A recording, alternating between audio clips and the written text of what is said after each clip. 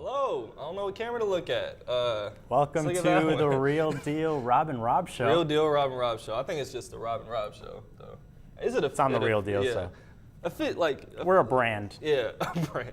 Welcome to the Rob and Rob Show, music commentary from your favorite Robs. I am Robert Joseph Lee White. And I am Robert Louis Segovia. You can just call us Rob And Rob. hence the name Rob and Rob Show. Yeah. Want to get into what the show is about and like what we're going to be covering today, Rob? Yeah, so the Rob and Rob Show is a music show where we just talk about different albums, songs, artist profiles, really anything in music, in the music world. We go over different genres.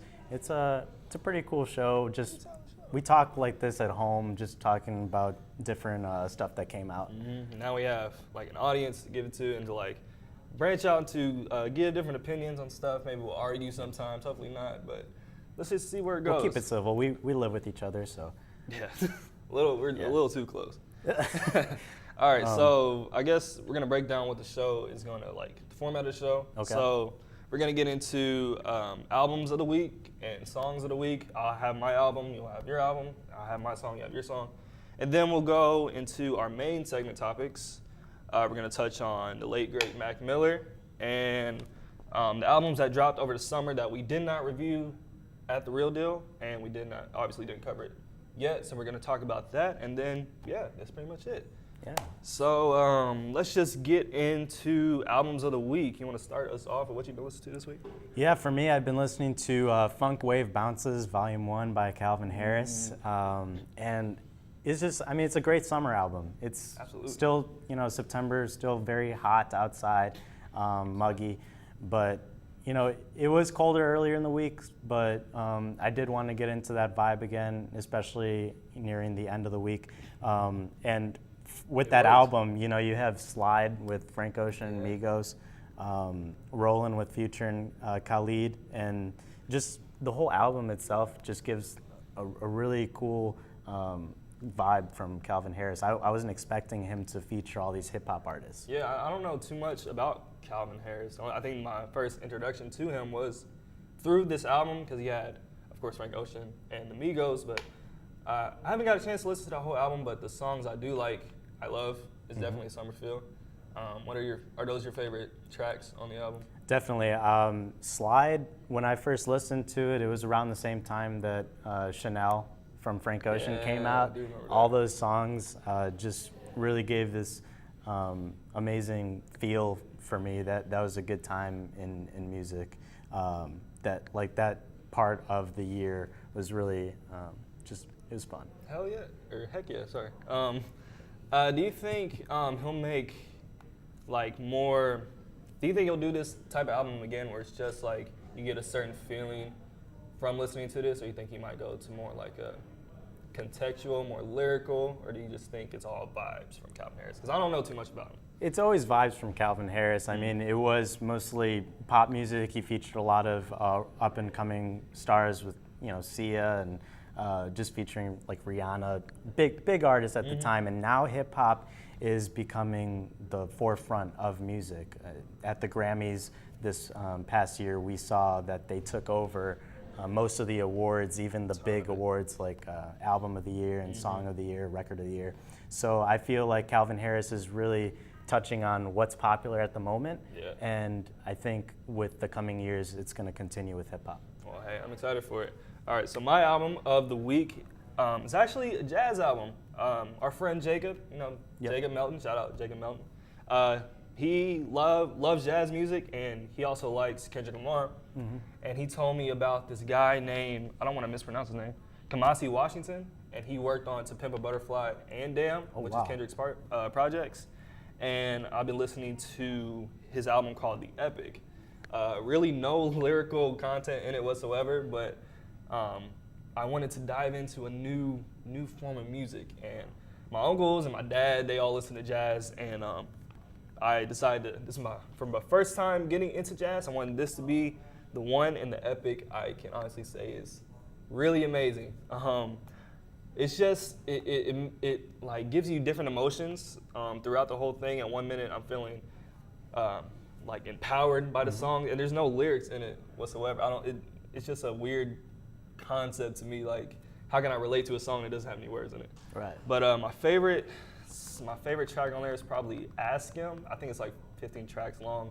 Each song is like 12 minutes long, but I listen to it maybe twice all the way through, and I always come back to Ask Him. I think that's how you pronounce it. Ask Him, and it the last 3 minutes like takes me on like a whirlwind of emotion. So that's what I've been listening to for this week.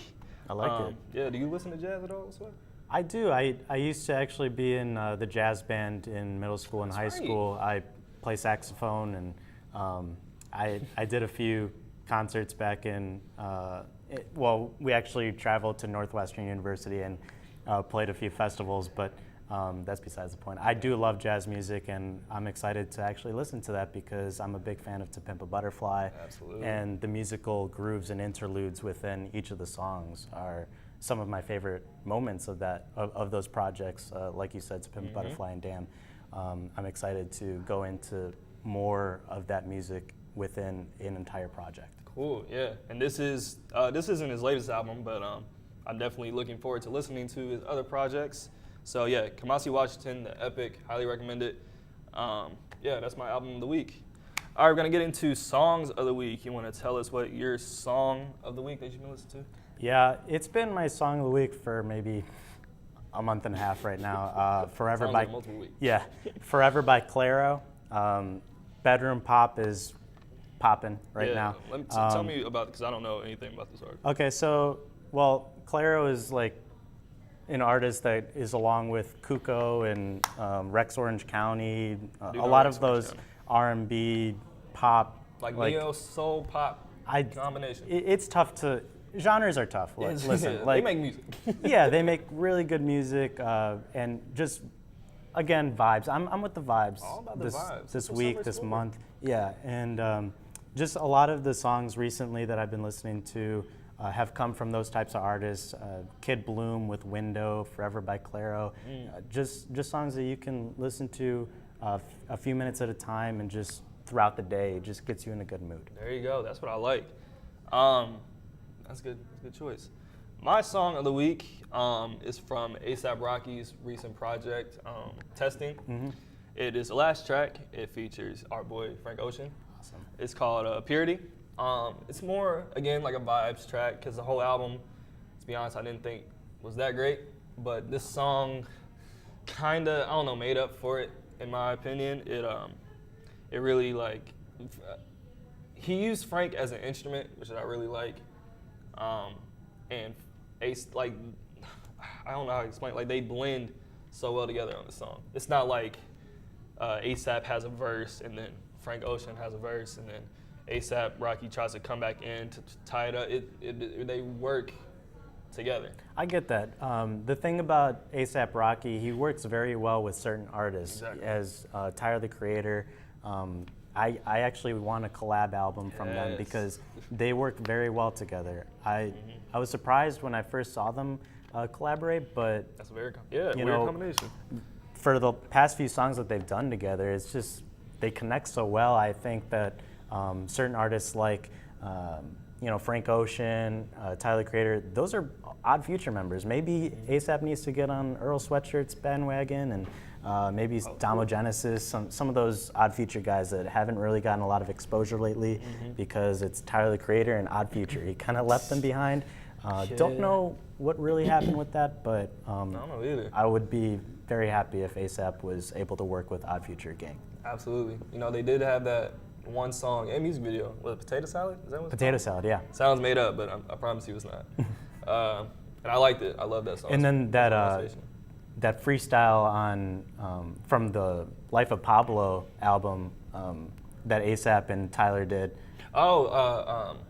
Yeah. I don't think we can say the title of it on here. Well, but it's on YouTube. He sampled a song from Kanye's album and they like freestyled over it. It's censored. We can't say that. Yeah. But so it's a good song. But yeah, no, I'm definitely with you on one. More collaborations from A$AP Rocky and some of the Odd Future people. I mean, we haven't heard Earl Sweatshirt in 4 years. In a minute, yeah. We definitely haven't heard. I mean, we hear Frank Ocean a lot more often, but we could definitely use a lot more Frank Ocean. And I think having A$AP any member of ASAP, really, mainly Rocky. Having ASAP Rocky work with Frank Ocean would be beneficial for the fans and for him. Yep. Cool. So now we're going to get into our main segment topics. How about you lead us off, Rob? I know you did this segment on The Real Deal earlier this week. Tell us a little bit more about what happened. Right. So we're going to be talking about Mac Miller, the late, great Mac Miller. It's kind of not funny, but like I didn't think I would get emotional talking about Mac Miller, especially on my segment, but I kind of did. I was actually holding back some tears. I wasn't the biggest Mac Miller fan, but he definitely touched my life in more ways than I can imagine. But yeah, we're gonna be talking about the late Mac Miller. Some brief history. He started out around 2008, 2009. Really broke out in 2010, 11. He's from Pittsburgh, Pennsylvania. Mm-hmm. He was on Rostrum Records, and his mixtapes, Best Day Ever and Kids. Yeah. Those were some of the highlights from his mixtape days. And he was one of those artists that really came up and boosted the mixtape scene. There was, Mac Miller, Kendrick Lamar was in that, J. Cole, Big Sean. A lot of the artists that are popular right now in hip hop were some of the ones that came up in the mixtape game. That was a good year, or a good couple years for rap. Right. He dropped that. He signed to Rostrum. What was his first big album titled? It was Blue Slide Park. Blue Slide Park, that's what it was. And that's where he kind of gained his momentum. Mm-hmm. And then he made music, watching movies with the sound off. Yep. And then from there, that's where his fame really grew, because he was on MTV2, Mac Miller and the Most Dope Family, which a lot of people got to see the insides of Mac Miller's life. You can just see how positive he was. I think that's what gravitated me. Let me rephrase that. That's what had me gravitate towards him, because he was always positive. I never seen him in a bad mood. He always was lighthearted, funny. Right. And it just made me feel good that someone who can be serious in his music and his craft and still be lighthearted and not take everything too seriously. Yeah. So with Kids, Best Day Ever, and Blue Slide Park, you had the Party Mac Miller. Mm-hmm. Party on Fifth Ave, Donald Trump. All those mixtapes were and songs were really getting Mac Miller into the scene. And then he came with Watch Movies with the Sound Off, and that's when he actually started getting more into his personal life and just talking about a lot of the things that have affected him and made him who he is today. Right. And then Good Morning, The Divine Feminine, mm-hmm. and then his latest album, Swimming? Swimming. Yeah, no, it's tragic, man. I listened to Good AM, voice crack, sorry. I listened to Good AM, I think it was freshman year, mm-hmm. and that was the first full Mac Miller project that I really enjoyed, and I can just tell he was definitely underrated, because a lot of people never put Mac Miller on a height as far as J. Cole and Kendrick Lamar, and even Tyler, Creator. Mm-hmm. But he's definitely lyrical, definitely musical, and on that album I feel like he really stepped his game up. Yeah, I actually thought that Mac Miller he's in my upper echelon of hip hop artists at the moment, because what he brings to the table is not just his party rap, but and his lyrical content, but he actually produces tracks for other artists. Self-taught instruments too. He played guitar, piano, all that. Under the name Larry Fisherman, he was a production person for Earl Sweatshirt, Tyler the Creator. A lot of those artists on the West Coast and Odd Future related. Mac Miller was that guy that helped push them forward. Right. And a lot of people don't really give him that credit. They only look back at his Donald Trump days. And although that's a great song, there's more to Mac Miller than meets the eye. Right. He's not just, he didn't just have a heroic moment. He was definitely a hero throughout for a lot of people. For sure. We got from Good AM to The Divine Feminine, mm-hmm. which is kind of a curveball from Mac Miller, because again, he had his party style rap and then his introspective, deep type of rap, and then he kind of moved towards like a love album. And that was, with Ariana Grande. Ariana Grande, yeah. And with her, he was. I saw him at his happiest. I've never seen him so happy. And those songs on that album, my favorite part. Cinderella is probably my favorite song yeah. by Mac Miller. Period. Those songs just really put you in a good mood, and you want to put it on with your significant other your and boo. your boo, and just ride along to the night. Yeah, it gets you that that giddy feeling where you first starting to like somebody, fall in love with them. Like, we're a couple saps over here. We like love stories and stuff like that. So that was like a perfect album for us. Unfortunately, I did not listen to Swimming.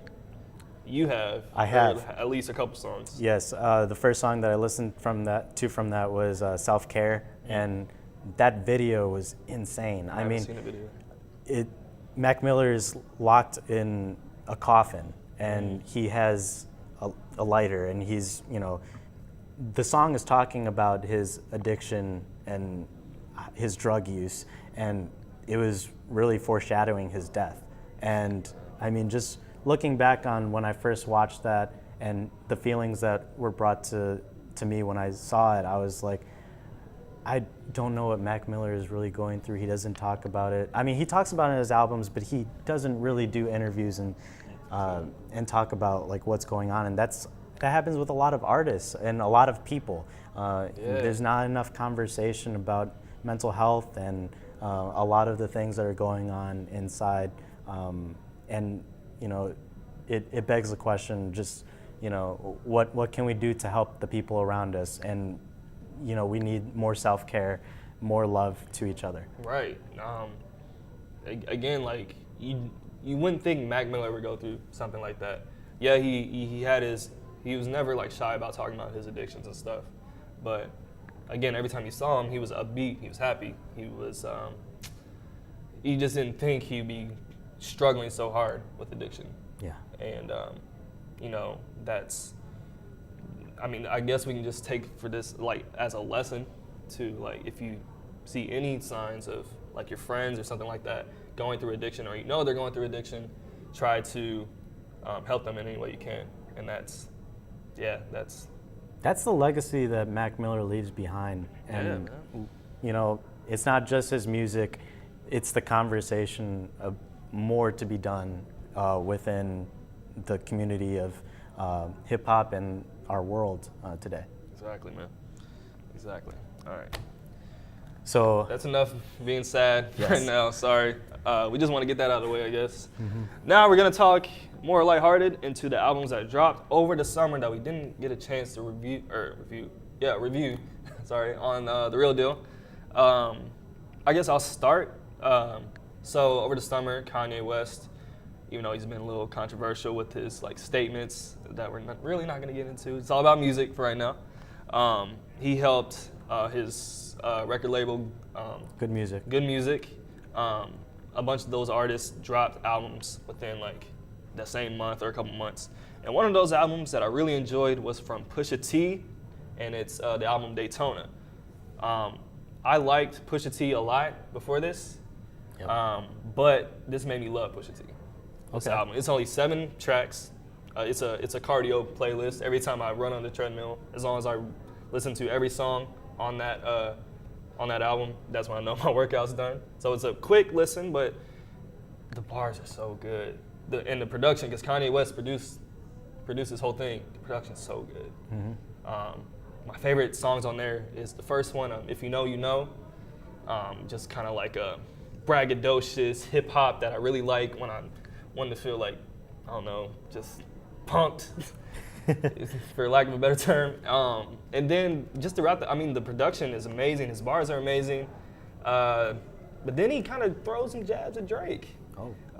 He talked about, because Drake has his like ghostwriting rumors from back in the day.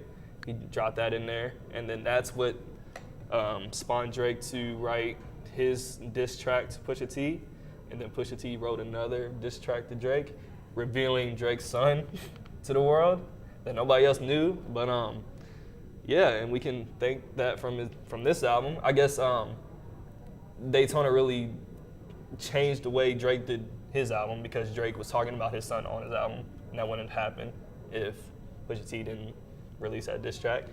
But besides all that, it's a really good project. If you like hard, just gritty hip hop with amazing production. Yeah, Daytona's on, my top albums of the year right now. And with, the whole Drake, Pusha T controversy, Drake's not, that great. Let's just put it out there. He doesn't make good albums. That's a bold statement, 2018, but he makes a lot of hits, okay? And you can have a greatest hits project, but he doesn't.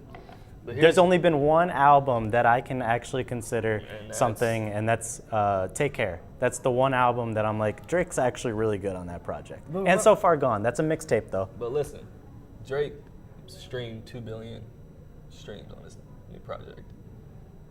We don't think it's that great. It has a lot of hits on it. I think that's why it streams so much. The reason why people like Drake is because he makes those hits. He's on top right now. People are gonna listen to Drake, but I do agree with you. He doesn't make that great of albums. Yeah. Scorpion, I think half of it is great. Probably his best work. Well, that's the thing with his past few albums. There's been Views. It was okay. Views is my favorite Drake album, by the way. Just want to put that up there. So you have Views, and then you have More Life, which is just a playlist. It's not even he doesn't consider it an album. He doesn't take his music seriously. He takes from other artists. I mean, XXXTentacion, rest in peace. Yeah, rest in peace. But he just takes from other artists, uses their best stuff, and puts it on a higher platform because he has that platform. That's the thing with Drake. Yeah, he's no Kendrick Lamar. He's no Pusha T. He's not one of the best hip hop artists at the moment.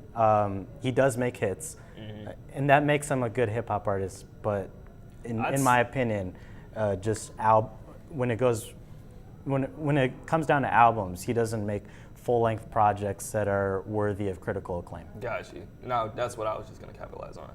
But yeah, listen to Daytona. All right. What is your pick? What are we working with? What we got?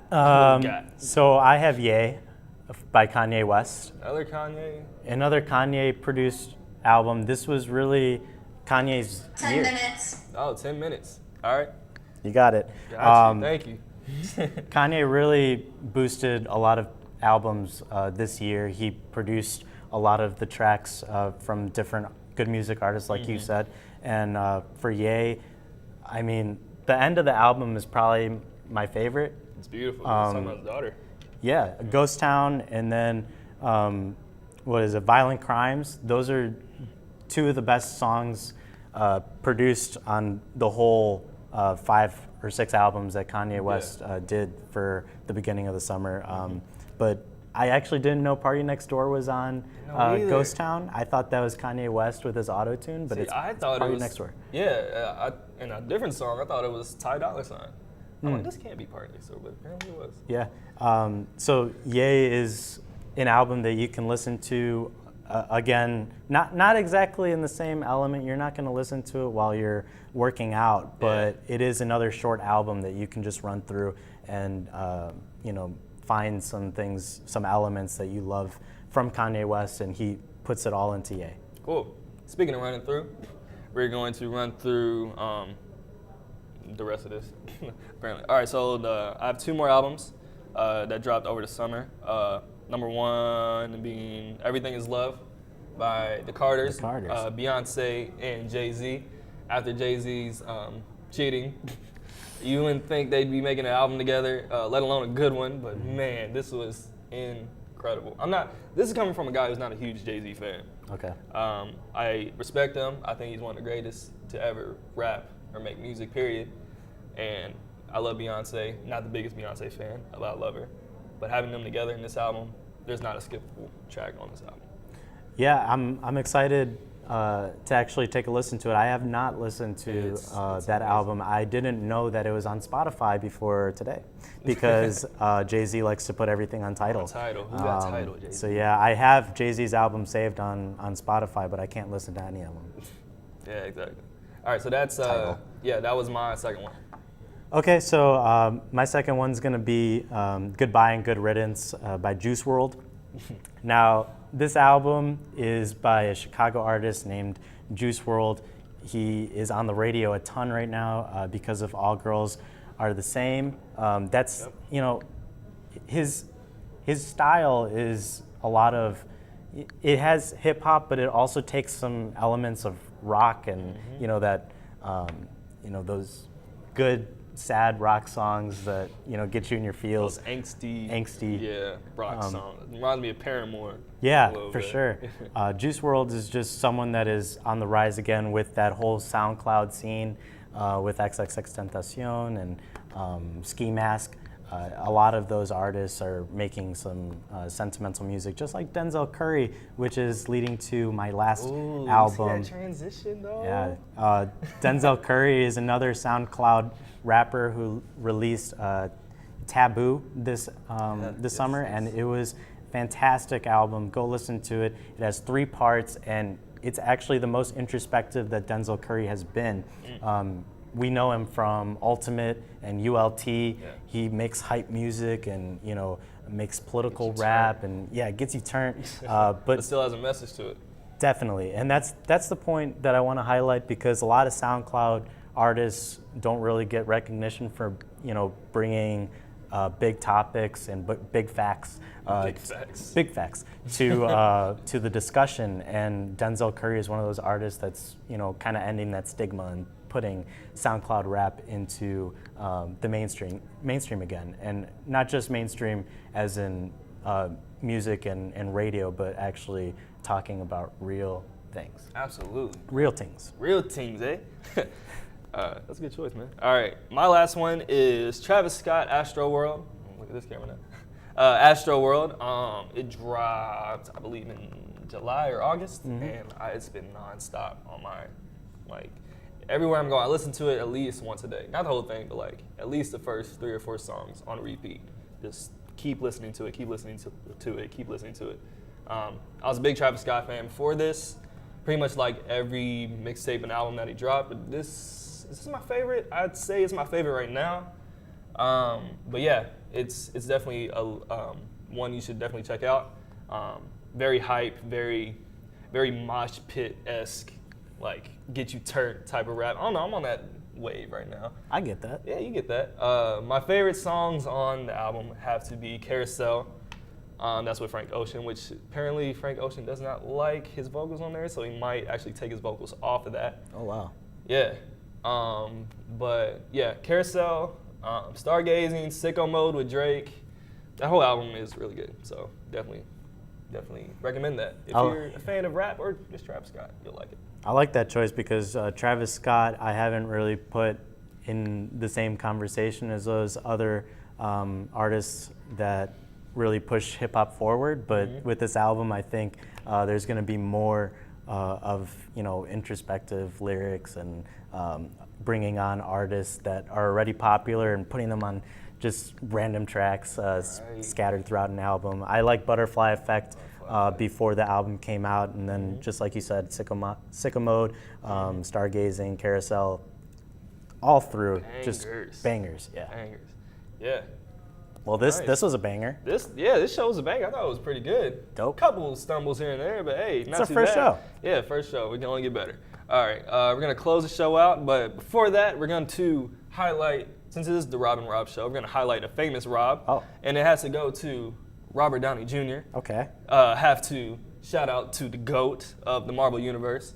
Oh. I don't think you knew anything about this. But yeah, shout out to Robert Downey Jr. Hopefully he gets some stuff done in the next Avengers movie. Yeah, I mean, Iron Man's got to get it done. Exactly. But okay, I'll shout out someone, Rob Riggle. For no reason. For no reason. Hopefully he can make some good Sunday NFL countdown picks this time. They bring him on just to be funny, but he actually makes some good picks sometimes. Hey. So you need a funny guy that likes sports. And we happen to like sports and maybe like funny. Yeah, I don't know, whatever. All right. Hey, thank you for watching the Rob and Rob show. I'm Rob White. And I'm Rob Segovia. And we'll see y'all next time, all right?